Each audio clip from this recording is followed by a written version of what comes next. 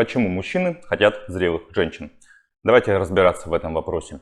Почему молодой мужчина, парень, там 18, 25 лет, 20 лет, хочет переспать с зрелой женщиной? Опять же, понятие зрелое, понятие условное. Это 30, 40 лет, иногда и старше. Почему он не хочет переспать со своей одногодкой, молодой девушкой, а очень много мужчин, очень много фантазий хотят переспать именно с милф, так называемые, именно со зрелой? Первое, что хочу сказать, то что у взрослой женщины, у женщины, которая, назовем ее зрелая женщина, так ее назовем, у нее есть большой опыт, большой жизненный опыт. Она более сексуально раскрепощена, у нее есть, то есть от молодого парня она хочет только одного – секса. Очень редко бывает, когда хотят какие-то отношения, либо выстраиваются отношения. Основная задача зрелой женщины, почему она спит с молодым парнем, это секс. Парень, который хочет зрелую женщину, у него основной посыл, это все, что он может дать на данный момент, это только, опять же, секс. То есть парень не может дать в этот момент состояние, деньги, заботу, там, дорогие подарки, тем более, там, допустим, молодую девушку, ее нужно добиваться, с ней нужно встречаться, с ней нужно... это любовь, это взаимосвязь, это отношения, выстраивать какие-либо отношения. А со зрелой женщиной все, что парень может дать, это секс. И тут снятие ответственности. То есть, к чему я это говорю?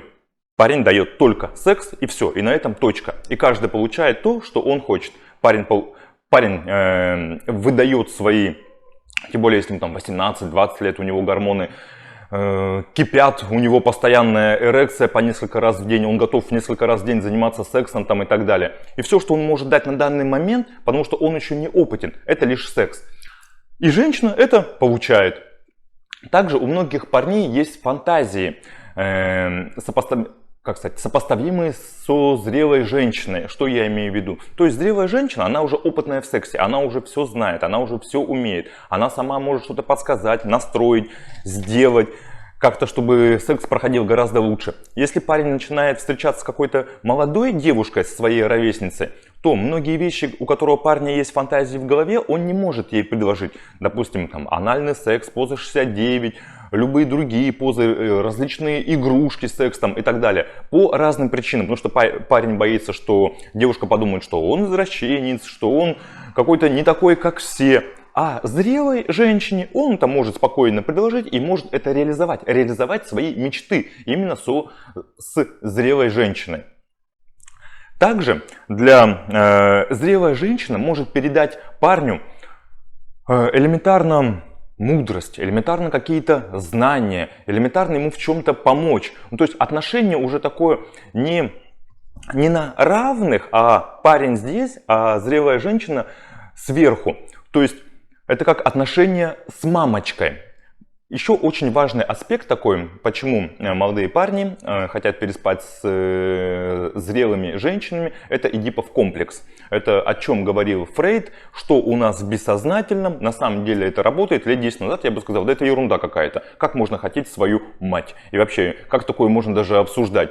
Но если мы будем углубляться в психологию, если мы будем разбирать Эдипов комплекс, то мы найдем причинно-следственные связи и почему так у нас получается. И эта возможность, это официальное разрешение, когда парень может переспать с мамочкой. Не со своей мамой, а именно с мамочкой, со зрелой женщиной, которая более мудрая, опытная, более властная, все что угодно. Кстати, про власть еще хотел сказать. То, что многие парни вот в юном возрасте, да, многие не в юном, хотят, чтобы ими доминировали, чтобы женщина была сверху, а мужчина был снизу. И это прекрасная возможность реализовать данную концепцию, реализовать данную фантазию. Когда женщина, как госпожа, будет говорить все, что она хочет, а парень это будет выполнять. То есть это такая своего рода игра господина, госпожи и парня. Это доминирование.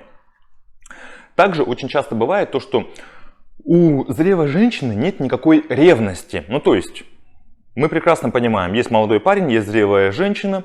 И если парень начинает встречаться со своими одногодками, либо ровесниками с девушками, то появляется ревность, появляются различные отношения. Тут такого нет. Это секс без обязательств. Это просто, это не отношения, это только элементарный секс. Отношения бывают, но они очень-очень редкие. Ну, то есть тут важный момент, то, что парню не нужно париться, то, что не нужно там, не знаю, скрывать свою переписку, не нужно беспокоиться, то, что кто-то узнает, другая девушка об этом узнает. Тут отношения выстраиваются на концепции только одного чистого секса. И все. И парней это устраивает. И зрелых женщин, опять же, это устраивает. Что еще? Нет никаких запретов, шаблонов, как я уже говорил, у зрелых женщин.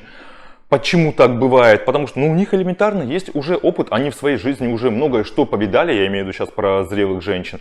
А молодым парням, наоборот, охота экспериментировать, что-то новое. Тем более, молодые парни, да не только молодые, многие парни смотрят порнофильмы, а там различные игрушки, различные позы, различные, там, я не знаю, какие-то игры в сексе. И со своими девушками они это не могут реализовать, и тем самым они ищут зрелых женщин, которые через все это прошли, либо могут, как сказать, могут подсказать где-то. И могут поиграть в эти сексуальные игры своим молодым парням. И нет обязательств.